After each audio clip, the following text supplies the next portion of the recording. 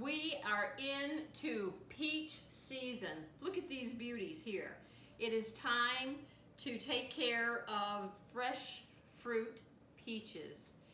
I was so afraid this year I was not going to have these beautiful peaches because I called my regular orchard in Tecumseh and they said, we have no peaches. They were all killed in the polar vortex. And I was like, oh, what am I gonna do? I need to restock my freezer. I need to make jam. So I called around and you know, these beautiful peaches came from right here in Monroe County down at Erie Orchards.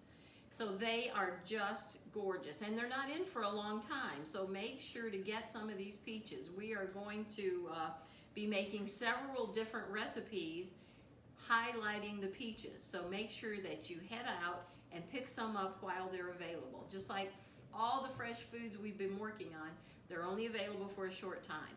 So make sure to pick some up. Right, so peach. We're gonna start off this week with making an easy peach cobbler. I know a lot of people get a little nervous about using pie crust, so you don't have to use pie crust with this one. So we're going to start off with 1 stick of butter in a 9x12 pan. I have my oven turned on and preheated. It's up to 375. And I'm going to put this pan in with the butter and let the butter melt while I'm stirring up my batter. So, butter's in the oven. And now, here's how easy this recipe is. And I'm going to use canned peaches today just so you can see how easy this is. For my personal cobbler, I slice up the fresh peaches because they're in right now. But if you're just getting a feel for how to make things like this, or if you're in a pinch, just grab a couple cans of peaches. So I'll show you how to do it that way. But now when the recipe gets posted online, it's going to have both ways, how to do it with fresh peaches or how to do it using canned peaches. So before I jump right into that recipe, I want to share something with you. You know, when you start bringing fresh fruit into the house this time of year, you end up with fruit flies everywhere. So I'm trying a new recipe for killing them. I always used to use cider vinegar with a drop of dish soap, and that worked pretty well. But I saw this one, and I'm trying it. This is the second day I've had it. So I took a pop bottle, and you cut the top off, and then the funnel part you drop down on the top here, and then put some flavor of pop. So I have a cola here in the bottom of this one. And since we put it out, I think I've only seen one fruit fly. So I don't know where they went unless the cola is dissolving them when they fall in, but they're not in here. But anyway, when you're working on fresh produce, a lot of times you'll get the fruit flies in. So there's one suggestion on maybe how to trap those boogers. All right, so we've got 1 stick of butter melting in a 9x12 pan in a 375-degree oven. Now we're going to stir up 1 cup of flour, all-purpose flour, 1 cup of sugar,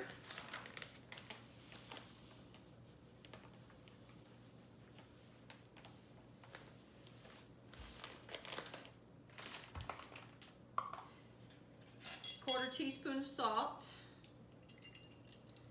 1 tablespoon of baking powder,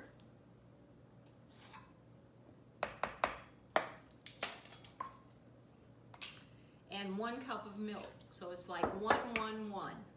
1 cup flour, 1 cup sugar, 1 cup milk.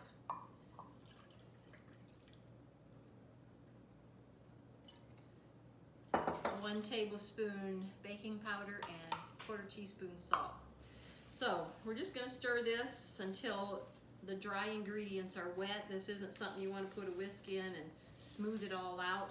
Just stir it up until till everything in there is wet. It can look kind of lumpy, and that's okay. Scrape this dry off the sides here. All right, now, while that butter is melting, I've got the batter for the top. I'm going to just open up these 2 cans of peaches. So just, you know, the smaller can, get 2, and make sure that you get the one that says in heavy syrup, because they'll have some that are only water and some that say light syrup. So for this recipe, you want to use the heavy syrup. These have the nice peel off tops. Don't need your can opener for this. These ready to go. All right, so let me take a look and see if our butter has melted yet or where it is in the process. Yes, it's ready to go. Grab my oven mitt.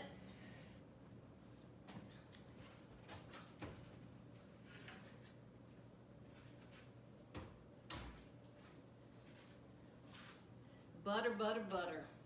And when it's warm and melting, it smells so good. So, as backwards as it might seem, we're putting in the batter first.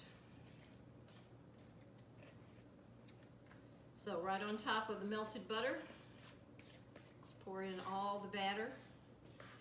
The 1 cup, 1 cup, 1 cup.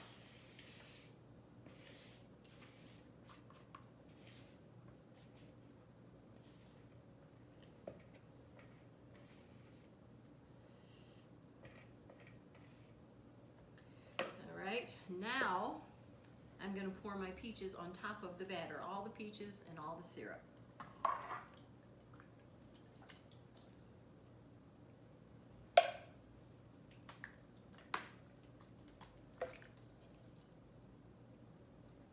Now, had a big pile of peaches there to spread those out a little bit. So, if you like cinnamon at this point, just take cinnamon and sprinkle a little bit on the top. You don't have to if you're not a fan of cinnamon. You could also use a little nutmeg. Sprinkle that on.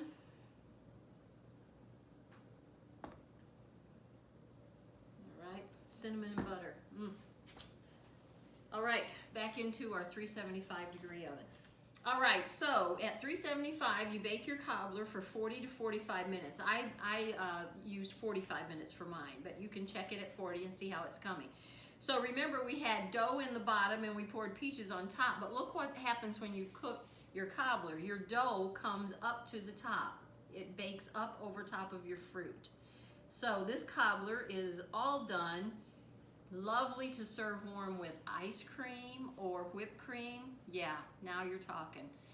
So thank you so much for tuning in to Cooking with Granmommy, where, remember, food is all about love and everybody's welcome. Grab some of those good fresh Michigan peaches and enjoy them. See you next time.